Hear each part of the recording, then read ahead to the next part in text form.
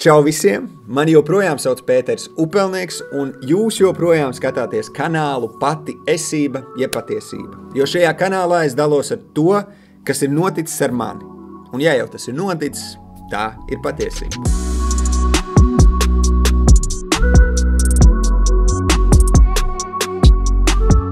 Šodien es vēlos tev uzdot vienu jautājumu. Un nav svarīgi, vai tu tici Dievam, vai tu netici. Kā tev šķiet, vai kristietis var grēkot? Un es ticu, ka šis jautājums ir aktuāls ne tikai tev, kas tic uz Jēzu, bet gan tiem, kuri varbūt vēro no malas kristiešus, tiem, kuri vēlētos ticēt Dievam, bet viņiem ir bail, ka ticot Dievam, viņi nevarēs darīt kaut kādas lietas, ko viņi ir ieraduši darīt. Es ticu, ka kristietis ir tas cilvēks, kurš tic Dievam, bet kurā ir iemājojis Dievs caur svēto garu, kurš ir, kā Bībelē teikts, piedzimis no augšas, piedzimis vēlreiz, piedzimis no jauna. Un es esmu dzirdējis ļoti daudz cilvēkus, kurš saka, es esmu kristietis, bet tu skaidri redzi, ka viņas sirds nav mainīta, ka nav notikusi šī tikšanās ar Dievu.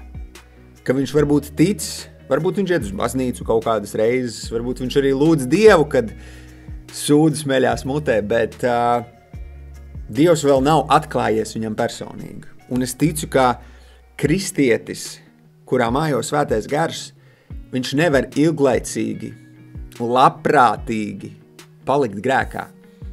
Jo es esmu dzirdējis daudz stāstus, kuros ir kristieši, kuri gadus mocās ar kādu atkarību, bet viņi joprojām savā sirdī tic, ka Jēzus ir vienīgais ceļš pie Dieva.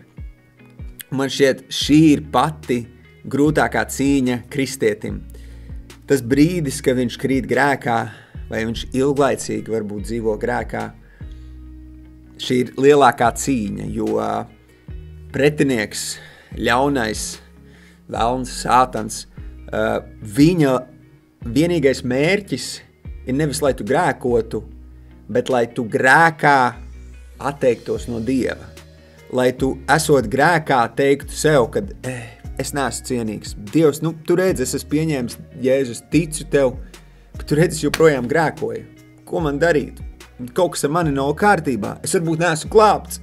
Ak, Dievs! Bet nē, zini, ka tu esi glābts, ja vien tavā sirdī ir ticība uz Dievu. Un šī ticība uz Dievu, uz Jēzu Kristu, tu pieņem šo žēlastību no Jēzus, un manā gadījumā automātiski tu dari praktiskus soļus, tu to nes Dieva priekšā. Kaut vai tas ir, 100 reizes, bet tu Dievam vienalga saki, Dievs, tu redzi, ko es daru, man tas nepatīk. Kā Pāvils teica, viņš saka, labu gribēt, man ir dots, bet labu darīt nē. Turpat ir rakstuvieta par to, ka ja es gribu darīt labu, bet man sanāk ļaunais, tad darītājs neesmu vairs es, bet manī mītošais grēks. Tātad tu sevi kā kristietis, kā tas, kurš Jēzu Kristu nodali sevi no šī grēka. Tu nes viņu Dievu priekšā, tu izsūdzi to brāļiem, māsām, un tādā veidā tu vari cīnīties, un tu esi brīvs. Un tas ir rezultāts tavai ticībai. Arī manā dzīvē, manā kristieša mazajā ceļa posmā, es arī esmu kritis grēkā. Ir bijis periods, kad es nedēļu no vietas es pīpēju zāli katru dienu. Es atceros, es dabūnu zāli, es bišķi uzpīpēju, pārējo izmetu podā. Nākamajā dienā man atkal gribās, es atkal dabūnu, es atkal izmetu podā. Un nedēļu tā no vietas, tā bija cīņa. Es saprotu, ka es to negribu darīt, bet dēļ kaut kādas nedziedinātas sirds un vēl dēļ kaut kā es to turpinu darīt. Bet pēc nedēļas Dievs vienkārši tevi izceļ ārā no šī grēka. Un varbūt tas kādam ir ilgāks laika posms, bet vissvarīgākais paliec ticībā, jo tikai no ticības, un tava ticība ir tā, kas tev palīdzēs. Ticība tam, ka tevi nekas nespēj šķirt no Jēzus mīlestības, no Jēzus žēlastības, viņš ir izdarījis visu, visu.